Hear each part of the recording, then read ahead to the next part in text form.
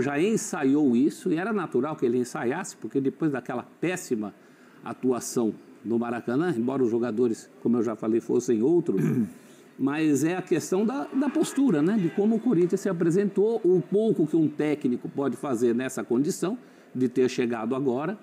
Ele parece ter a intenção de dar a esse time, não pode ser diferente, um pouco mais de estabilidade, de equilíbrio, de controle de jogo.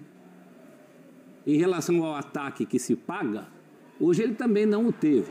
Né? O Yuri entra no fim, não tinha o Memphis. O Memphis. Então, é muito pouco para a gente avaliar em relação ao futuro. Mas acho que foi uma carta de intenções do Dorival. E eu acho que, para a medida do possível, para o que é a Copa do Brasil, que é uma competição também muito de resultado e menos de desempenho. A realidade hoje, o Corinthians era importante o resultado. A vitóriazinha para dar confiança, para apagar um pouquinho, não apaga, mas para tirar um pouquinho aquele ranço do final de semana e seguir, né? Eu acho que ele conseguiu. Tá. Isso ele conseguiu. E no jogo inteiro, né? No fim do jogo ele troca os volantes, mas ainda apresenta uma certa consistência. O time estava cansando e o Novo Horizontino estava em cima. Eu acho que foi uma estreia promissora. Mas, insisto, são realidades diferentes, né? Para campeonato brasileiro, a coisa é menos da mão para a boca. Sim. Essa nossa justificativa do resultado, acima de tudo, isso vale para a Copa do Brasil, para o mata-mata. É um resultado confortável para decidir agora em casa. Não está nada decidido, porque, inclusive, os confrontos entre Corinthians e Novo Horizontino têm essa característica, né? O Corinthians se dá muito melhor jogando lá, em Novo Horizonte, do que na Arena.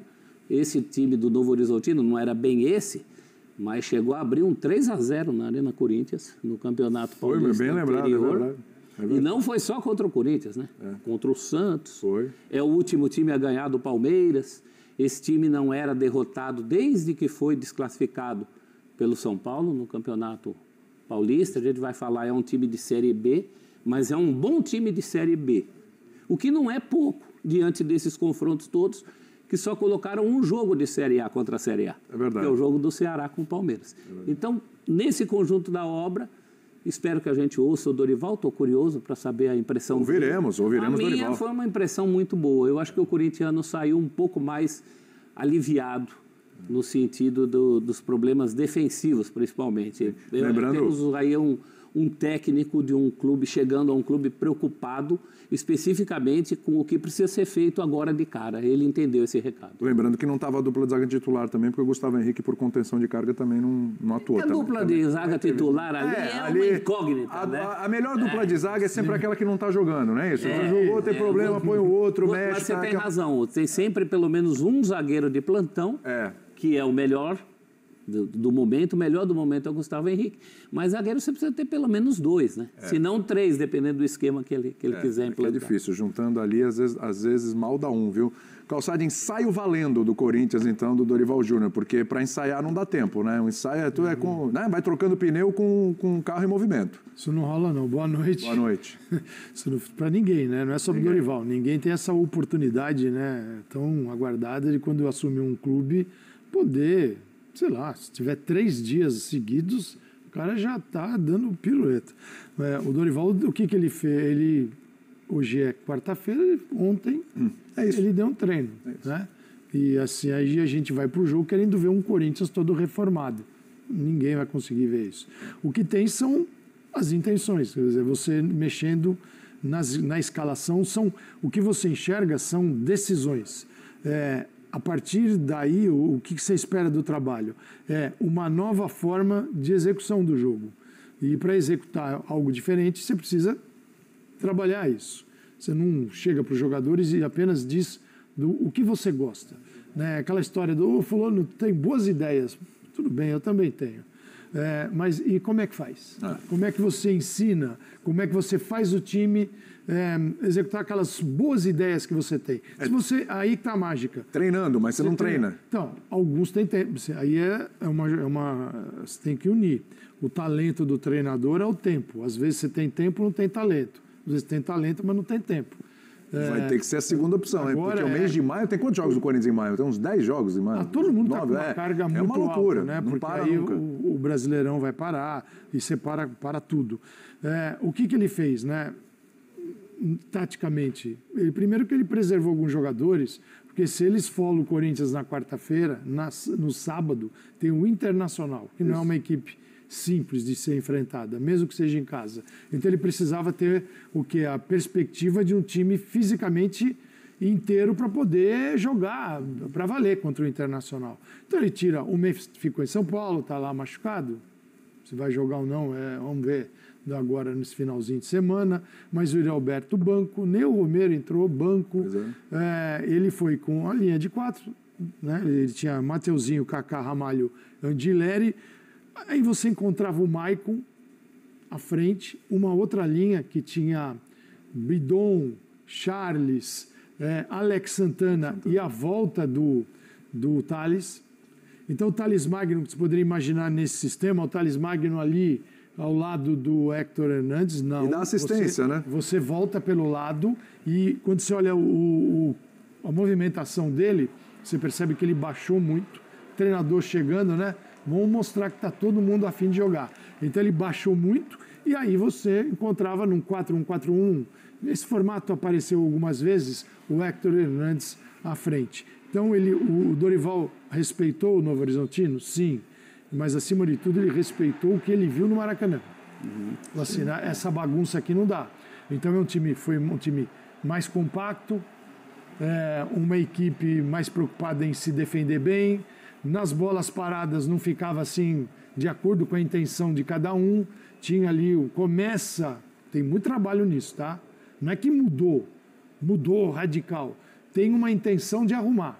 Então, o que o Corinthians mostrou foram intenções realmente. Agora vamos ver.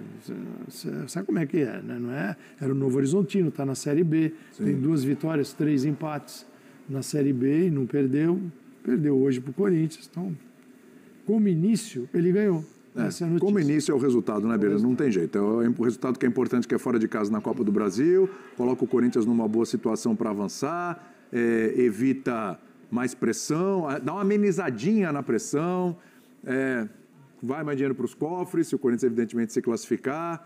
Enfim, tira um monte de coisa ruim ali do caminho do Corinthians, que ainda não é fácil, tem muito que construir, mas é mais para dar uma aliviada no clima, né? Tudo bem, Beira? Boa noite a você, professor Celso Zelt, Calçade, Léo, aos fãs do esporte. Eu acho que qualquer expectativa melhor do que aquilo que o Corinthians fez para esse jogo, no momento do contexto de estreia do Dorival e jogadores à disposição, seria muito ambiciosa.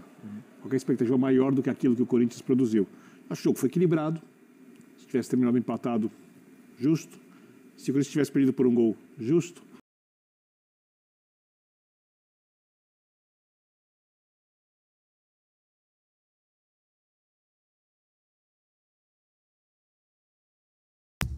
E parece que o Flamengo UFC vai continuar esse ano.